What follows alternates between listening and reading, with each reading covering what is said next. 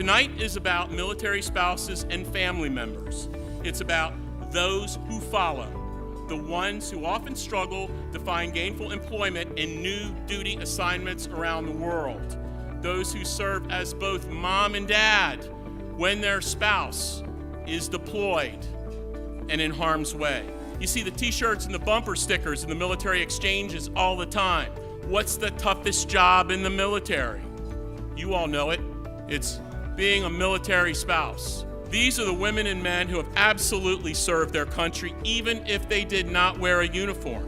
They deserve our respect and appreciation, but perhaps most of all, they deserve the opportunity to be part of the workforce, to pursue their passions and dreams, to contribute to the economic prosperity of our country and of this great state of Arizona.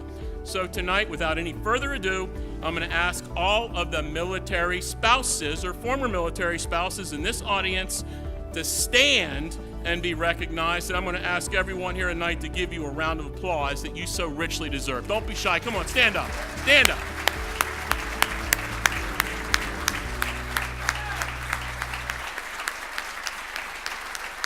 None of us would be here without AP tonight, because AP is the constant collaborator and thinker and instigator to actually create change in the world. And I think along with Ms. Kendrick, this obviously became a conversation that in a very short amount of time has become a serious conversation about how do we actually change things in the world.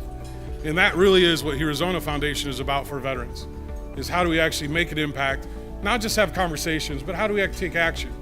And all of you in this room, and many of you, actually know how to take that action. So I applaud you for your service to the country, the service, public service that you've had, and thank you for being here for this conversation.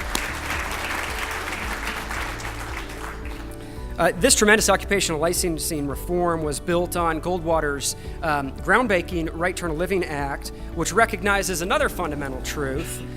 Our economic freedoms shouldn't be relegated to second-class status in this country. Unfortunately, over the years, our courts have racked and stacked our individual liberties. They provide meaningful protection for some, like the right to free speech, for example, but hardly any protection whatsoever for economic liberty, things like occupational licensing or the right to work in the job of your choice or start a business. So the Goldwater Institute developed a law that says whenever a government restriction impairs somebody's ability to work in the job of their choice, courts will treat that restriction the way they do restrictions on any other right, and they will only uphold it if it's necessary to protect the public's health and safety. I'm Victor Riches, the president of the Goldwater Institute, and we just had a great event out here with HeroZona and the Chamber of Commerce. We really got to learn a lot tonight about the importance of helping out our military spouses, the importance of finding job opportunities for them, and limiting impediments to the jobs of their choice. And so this really was a great event tonight. I could not be happier with the way it turned out.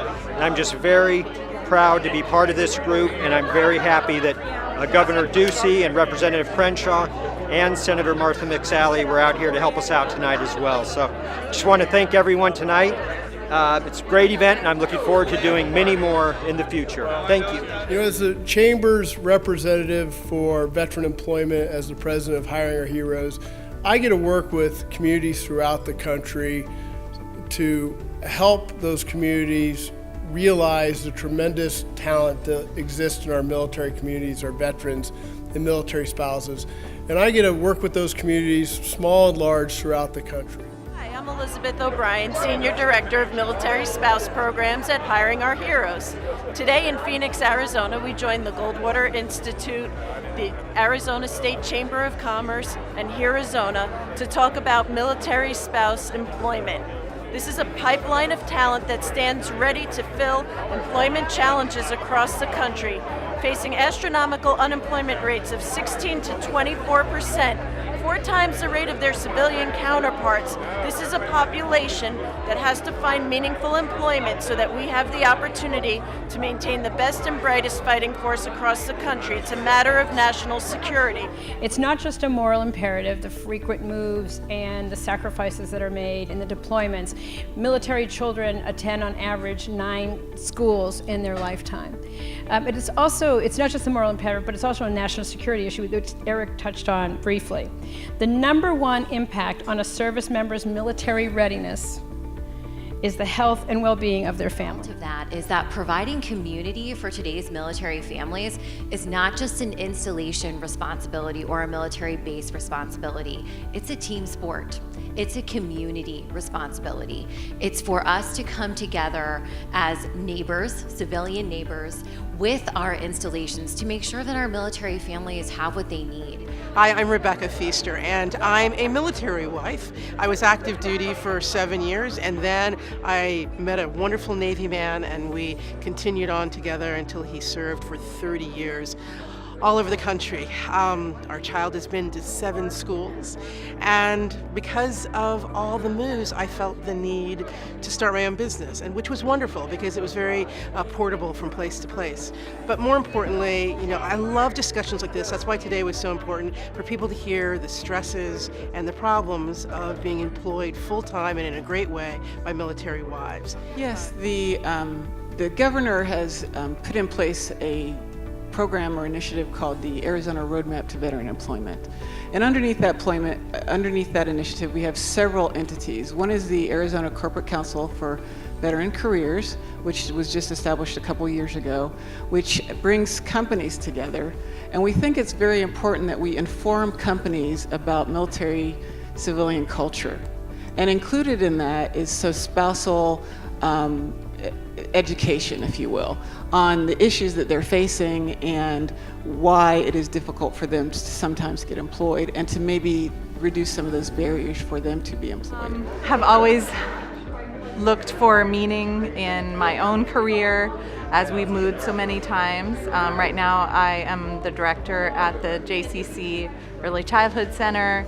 And I'm so fortunate to be able to live in one place now and feel like I have roots, and continue to support my husband, who's in the reserves. And I'm an attorney, as I mentioned, a California licensed attorney, and for the last 10 years or so have led a team of 1,000 attorneys across the country to change the licensing rules for military spouses who are in the state due to their spouse's orders. A fabulous evening here tonight talking about a really compelling issue, which is not just how in Arizona we support our veterans and our service members, but how we support veteran spouses and the spouses of military members that are serving in Arizona.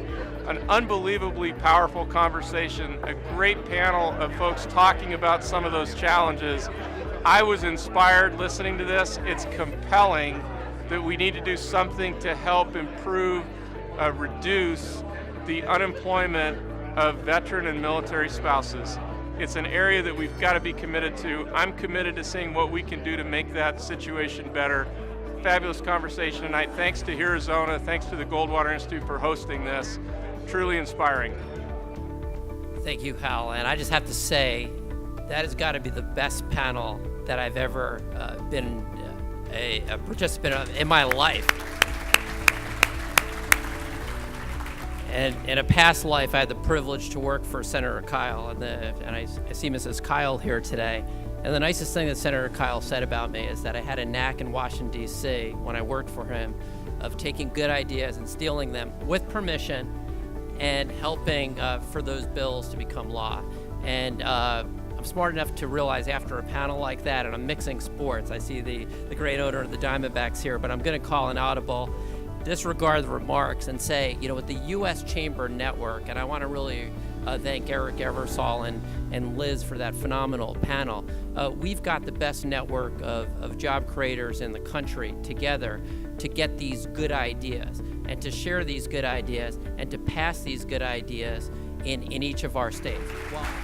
And look, this is a classic example of, if we're going to solve this issue, if we're going to make sure that this untapped potential is out there, that is a national security issue, That is an important economic issue. Everywhere we go, Glenn said it. We have companies saying, we can't find workers. Well, they're right here. They're on our bases.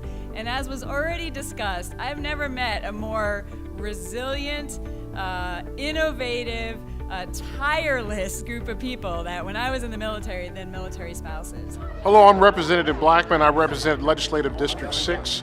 You know what? It's great to be here among veterans and among spouses of veterans. This is a great program to get involved in. And why we are here is to make sure that we are taking care of our veterans, we're taking care of our spouses, and we are ensuring that we in Arizona get the best and the brightest after they completed their service. Thank God for them, thank God for our spouses, and thank God for this program.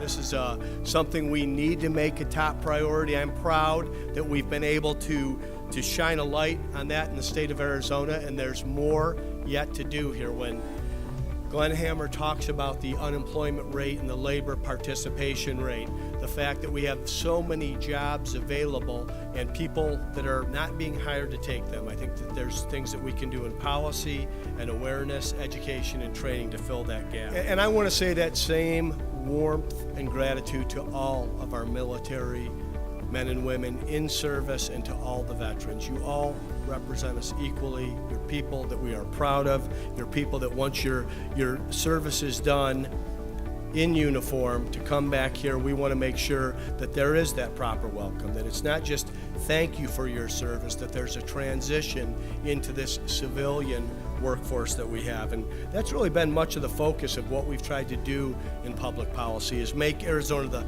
best state in the nation to live, work, and play. That this is not rocket science. There is a roadmap. It's about low tax and light regulation and making this a place where it's open to entrepreneurs and innovators, where startups can happen, because that's where the jobs happen. And I appreciate you supporting the Spartan women of the SEAL teams, because that's what they are, man. They are Spartans through and through.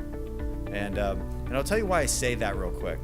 Because there's this mythology, Greek mythology, it was said that why did they choose the 300 Spartan men to go battle the Persians in the Battle of Thermopylae? It wasn't because they were the best warriors, the bravest, or whatever. I mean, they knew they were going to die, so they just sent them. But they sent those 300 because of their wives, because they knew that those were the strongest women in Sparta. And when Spartan women stood, the rest of Greece stood to battle the Persian invasion. That's how I feel about the spouse community that I know in the military. It's the most unbelievable group of women I've ever met. And thank you for supporting them. Thank you all for being here. Thank you for having me.